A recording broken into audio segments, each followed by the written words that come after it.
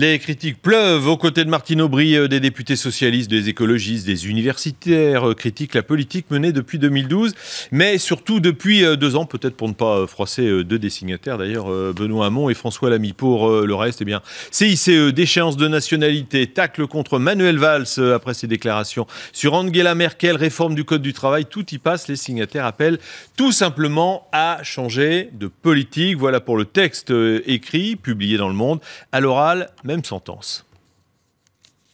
J'ai eu l'habitude de m'exprimer et de dire tout haut ce que je pense lorsque je crois que c'est utile à notre pays. C'est toujours comme cela que j'ai fonctionné. Et si aujourd'hui je prends la parole avec d'autres, c'est parce que je crois que beaucoup de décisions qui sont prises aujourd'hui, notamment ces derniers jours, ne vont pas dans le bon sens et peuvent avoir des effets graves pour notre pays. Et aujourd'hui, je le dis comme je le pense. La gauche progressiste, la gauche moderne, c'est nous. Qu'on ne me dise pas que la déchéance de nationalité, qu'on ne me dise pas que la loi El Khomri, qu'on ne me dise pas qu'aller tacler Mme Merkel, c'est de gauche, ce n'est pas vrai. Donc aujourd'hui, il y a une gauche de gouvernement possible, il y a une gauche réformiste, c'est nous. Michel Saudet, bonsoir. Bonsoir. Rédacteur en chef adjoint de Politis. On va regarder la couverture, comme ça on fixera tout de suite les esprits. Licencier le gouvernement. Voilà, c'est dit. Est-ce que cette tribune, d'après vous, reflète ce que pense une partie de la gauche? Parce que, je vais un petit peu plus loin dans ma question, si on regarde quand même le détail des signataires, on s'aperçoit qu'il n'y a que 8 parlementaires nationaux qu'on appelle les frondeurs qui l'ont signé. Donc, est-ce que ça représente un petit peu ces gens-là ou c'est beaucoup plus large? Je pense que le mouvement d'opposition au projet de réforme du Code du travail est beaucoup plus large, beaucoup plus profond, mais les signataires sont relativement modérés dans leurs critiques. Martine Aubry est certes habituée à s'exprimer, doit être la 6e fois qu'elle lance un pavé dans la mare, celui-là est un peu plus conséquent que les autres, mais à chaque fois, c'est pas suivi d'actes derrière, elle est très velléitaire. C'est peut-être parce qu'elle représente pas grand monde en fait. Mais je ne sais pas si c'est parce qu'elle représente pas grand monde. Je pense que là, cette tribune, moi je l'analyse plus comme une manœuvre interne au Parti socialiste.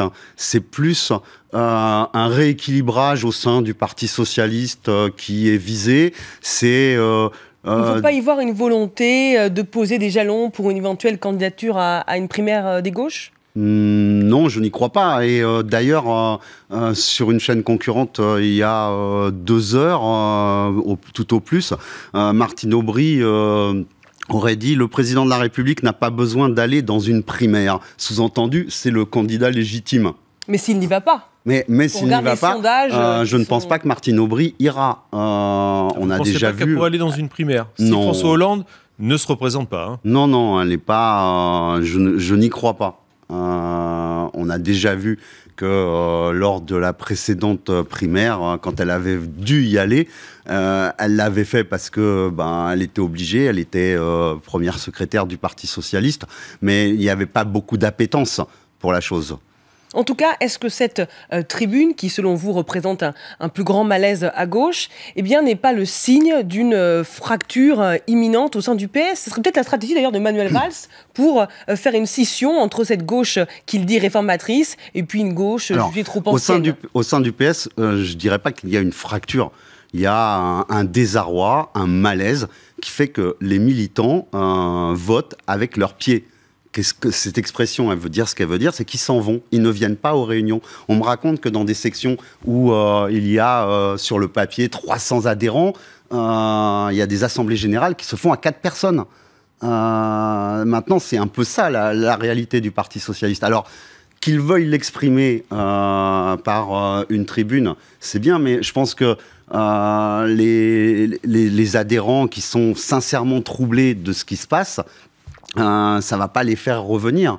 Là, on a typiquement une réaction de cadres et d'élus socialistes qui tentent de faire revenir des électeurs, de montrer que il y a toujours des gens qui pensent, qui restent fidèles au programme qu'ils ont présenté. Mais c'est quand même une position irréconciliable. Quand on lit toute la tribune de Martine Aubry, enfin, oh là là, c'est quand même...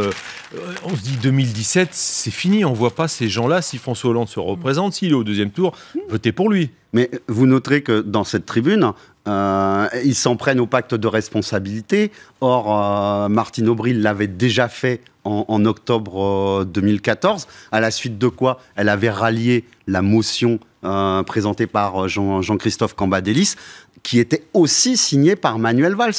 En échange d'amendements. En échange d'amendements, mais alors ces amendements n'ont pas été suivis d'effet. Alors peut-être qu'elles visent davantage Manuel Valls que François Hollande, mais tout ça, c'est des subtilités tactiques et stratégiques qui passent au-dessus de la tête des gens. Bah voilà, c'est ce que j'allais vous dire. François Hollande vient de renommer Manuel Valls. Il savait très bien à qui il avait affaire. Donc, supputer des divergences entre l'un et l'autre, non, l'un est l'autre dans la Ve République. In fine, quand on se met dans la tête de responsables politiques du Parti Socialiste, le but c'est quand même de remporter une élection. Donc là, quand on publie des tribunes comme effectivement, il tire le signal d'alarme. Le Parti Socialiste est un parti fondamentalement électoraliste.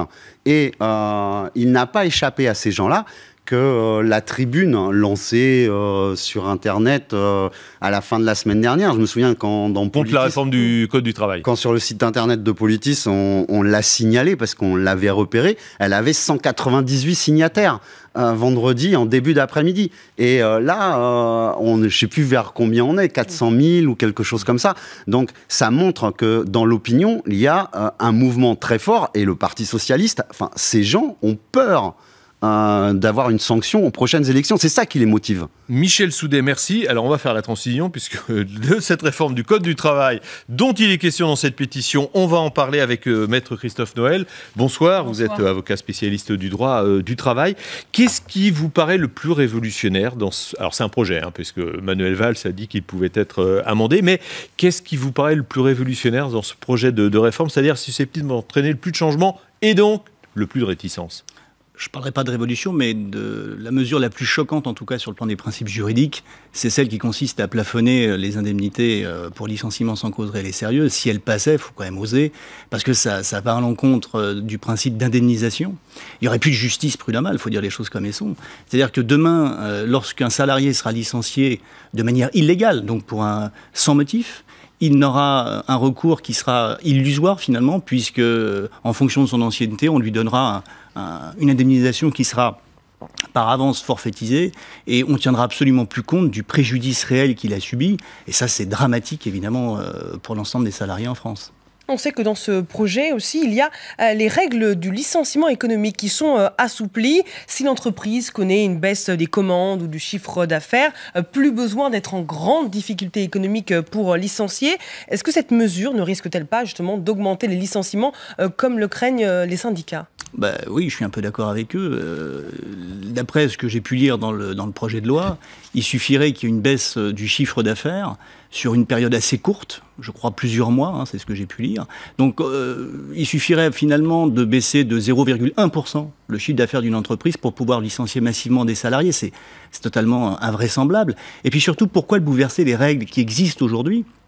On a une jurisprudence, les juridictions françaises, les conseils de prud'homme, les cours d'appel ont fixé des règles en matière de licenciement économique. Aujourd'hui, il est possible de licencier lorsque les entreprises connaissent de sérieuses difficultés financières, même pour sauvegarder leur compétitivité.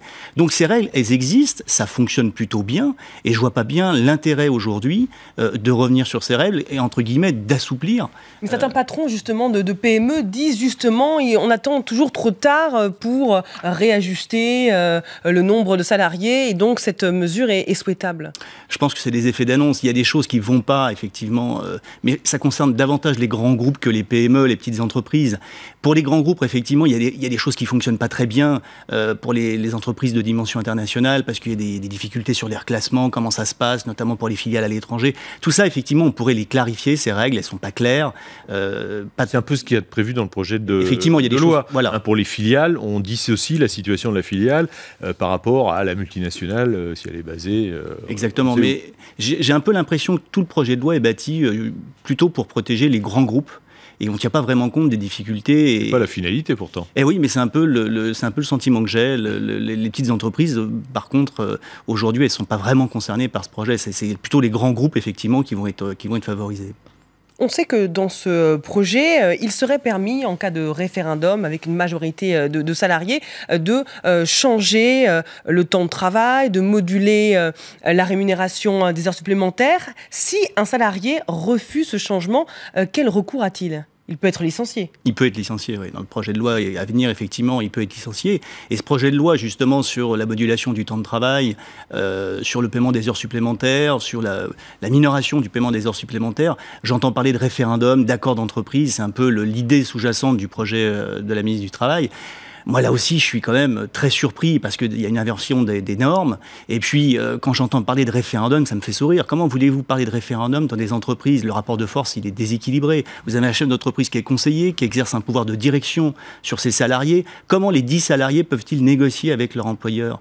Et puis, dans les petites entreprises, encore une fois, il y a une proximité entre le chef d'entreprise et son personnel. Imaginez une seconde que le personnel n'aille pas dans le sens des attentes de l'employeur. Qu'est-ce qui se passera ? Il y aura une pression qui va s'exercer sur eux. Je pense que en plus, le projet de loi va à l'encontre de ce qu'avait déclaré le président de la République, qui mettait en avant le dialogue social, le dialogue avec les syndicats. Et là, c'est tout l'inverse. On brise les syndicats. Hein. Le référendum, c'est pas autre chose qu'une négociation directe entre le chef d'entreprise et les salariés. Donc le dialogue social, il n'existe plus.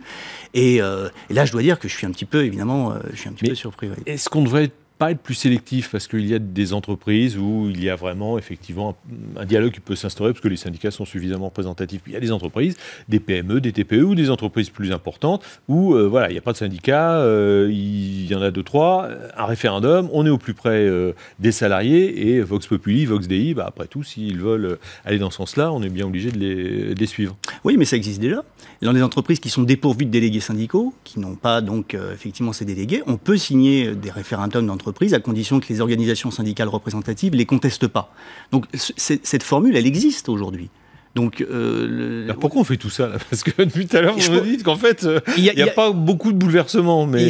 Non, il y a des gros bouleversements en matière sur le plafonnement des indemnités. C'est une mesure qui est quand même qui est parfaitement scandaleuse sur le plan juridique. Hein, et il n'ira peut-être pas jusqu'au bout, parce que quand Manuel Valls parle d'amendement, c'est peut-être. J'en sais rien. C'est quand même c'est une idée qui fait quand même son chemin. Macron l'avait proposé, il a été censuré par le Conseil constitutionnel, mais il le représente aujourd'hui sous une autre forme. Uniquement en fonction du critère de l'ancienneté, hein, c'est ça le barème d'indemnisation. Donc je pense qu'ils veulent vraiment maintenir cette idée, cette réforme, et qu'ils veulent vraiment plafonner les indemnités. Moi je trouve que je ne suis pas les avocats, les magistrats, les syndicats, on devrait être vent debout contre cette réforme. Il y a quelque chose qui est profondément scandaleux. Il nous reste quelques secondes, Michel Soudet, une petite réaction. Hein. Je pense que pourquoi ils font tout ça, c'est parce que le fond derrière est politique. Moi je retiens ce qu'a dit François Hollande dans l'avion qui le menait à Tahiti. Il a dit que cette loi n'était pas faite pour générer tout de suite des emplois, mais pour poser un modèle social. Et quand, dans le numéro de Politis dont vous avez montré la couverture, j'ai lu cette loi, je suis frappé de lire dans l'exposé des motifs qu'il s'agit d'un nouveau modèle social. Et un nouveau modèle social, on ne peut pas le décréter comme ça sans l'exposer à des élections, et à une élection la plus importante, notamment à la présidentielle. Or, effectivement, François Hollande avait un peu annoncé la couleur dans une tribune en 2011, que j'ai retrouvée, mais il veut faire primer le contrat sur la loi, mais c'est une société 100% libérale. C'est pas du tout notre tradition française, en plus, ni celle de la République. Eh bien, il y a des élections dans un an. Ça réglera peut-être ce différent. Merci en tout cas à vous deux tout de suite. Dans LCI Soir, le rappel.